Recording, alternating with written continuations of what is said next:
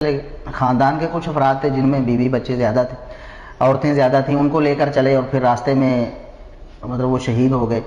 تو یہ رنگ آمیزی ہے جس کی مطلب ہمیں کوئی دلیل ایسی نہیں، کوئی سند ایسی نہیں ہمارے پاس جو واقعہ کربلا جو ہمیں بیان کیا جاتا ہے، جو اس مہینے میں خصوصاً لوگوں کے سامنے بیان کیا جاتا ہے. یہ نیری رنگ آمیزی ہے. سیدنا حسین رضی اللہ تعالیٰ عنہ سفر پہ جا رہے تھے. ظاہر ہے بیوی بچوں کو لے کر انسان سفر پہ ہی جاتا ہے، اور پھر وہ اس طرف جا رہے تھے جس طرف ان کے والد گرامی سیدنا علی رضی اللہ تعالیٰ عنہ ایک عرصہ انہوں نے وہاں گزارا کوفے میں.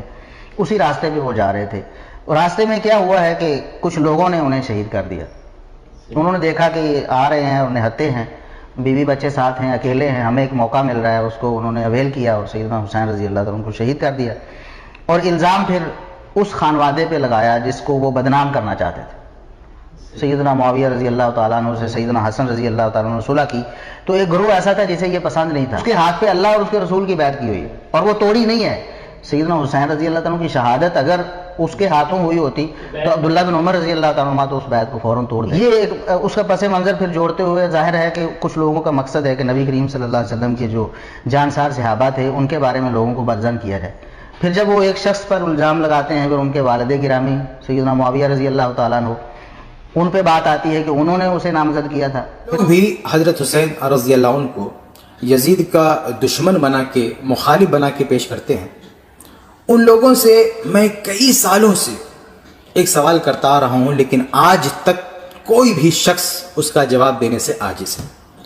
ایک بار پھر میں آپ کے سامنے یہ سوال رکھ رہا ہوں، اور آپ پوری دنیا کے جو بڑے بڑے اسکالر ہیں، علامہ ہیں، جانکار ہیں، سب سے کانٹیکٹ کیجیے کہ آپ احادیث کا پورا ذخیرہ چھان ماریے، تاریخ کی ساری کتابیں کھنگال ڈالیے، اور صرف ایک روایت صحیح سند سے ایسی پیش کیجیے جس میں یہ ذکر ہو کہ حسین رضی اللہ عنہ نے یزید کے خلاف ایک لفظ بھی کہا. ان کو اگر اسلامک ہسٹری ذرا سی بھی پتا ہو، اہل سنت کی ساری تاریخ کی کتابیں اٹھا کے دیکھ لیں آپ. البدایہ والنہایہ جسے تاریخ ابن کثیر کہتے ہیں، تاریخ طبری اٹھا کے دیکھ لیں، تاریخ ابن خلدون اٹھا کے دیکھ لیں، ابن عساکر اٹھا کے دیکھ لیں، سب میں ڈیٹیلز موجود ہیں اور وہ فٹ ان بیٹھتی ہیں بخاری مسلم کی حدیث میں. وہ حدیث بھی اس میں نے لکھی ہوئی ہے کہ کوفے کا گورنر تھا نعمان ابن بشیر، صحابی رسول صلی اللہ علیہ وسلم.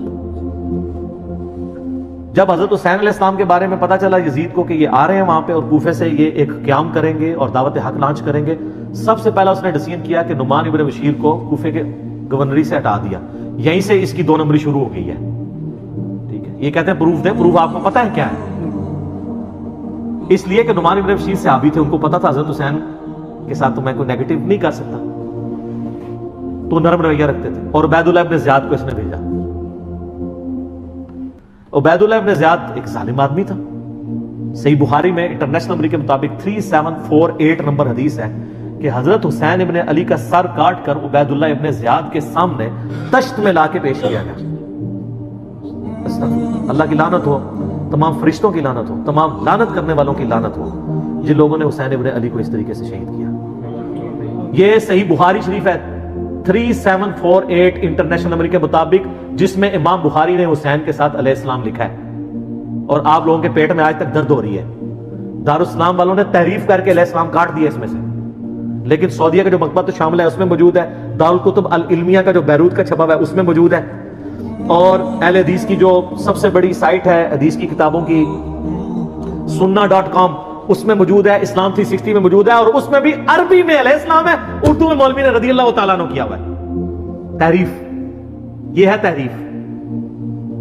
تو سر جب آپ چوری کریں گے نا اتنی سی بھی، تو اللہ نے ایک بلا آپ پہ چھوڑی ہوئی ہے جو مولانا شریف کو بخاری شریف سے باہر نکال کے پھینکتی ہے اور لوگوں کو بتاتی ہے یہ بخاری شریف ہے اور یہ مولانا شریف ہے.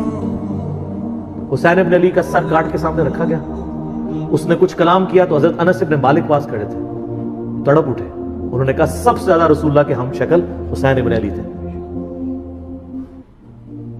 تو یہ لوگا، اور یہ تھا گورنر کوفہ جو لگایا اس کام کے لیے گیا تھا. وہ کہتے ہیں یزید کو پتہ نہیں چلا، اس نے خود ڈسین کیا. اچھا جی مان لیا. تو جب یہ خود اس نے ڈسین کیا، اس کے بعد یزید نے پھر یقیناً اس سے عبید اللہ ابن زیاد کو جیل میں ڈلوا دیا ہوگا، کیونکہ آپ تو ہمیں کہانی کراتے ہیں کہ دریائے فرات کے کنارے کتا بھی پیاسا مر جائے تو حکمران کی ذمہ داری ہے. تو یزید نے پھر حسین ابن علی نبی کا بچہ جب قتل ہوا، اتنے اپنے بچوں کے ساتھ رشتہ داروں کے ساتھ، تو اس کو جیل میں ڈلوا دیا ہوگا. کوئی ضعیف روایت ہی لے آئے.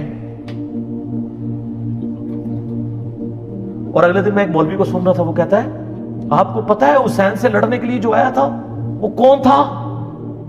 عمر ابن سعد ابن ابی وقاص.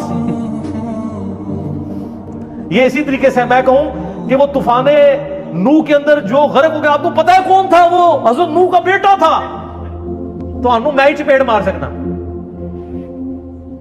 سعد ابن ابی وقاص کا مرتبہ زیادہ ہے یا حضرت نوح کا؟ تو آپ دھونس لگا رہے سعد ابن ابی وقاص کی ہمیں رضی اللہ تعالیٰ عنہ. وہ تو اشرم و اشرم میں سے. نوح کا بچہ اگر کافر نکلا ہے تو سعد کا بچہ اگر غلط نکلا ہے، وہ کہتے ہیں وہ نبی کے ماموں تھے. وہ یار کہانیاں کرانی بند کرو.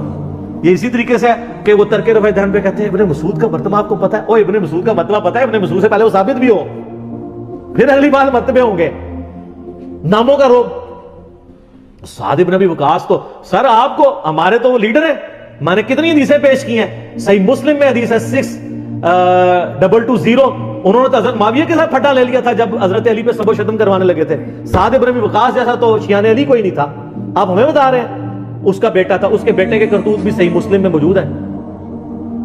وہ ابے کو سب سے زیادہ پتا ہوتا ہے نا میرا بچہ کیا ہے. ابھی تو کربلا ہوا نہیں ہوا تھا.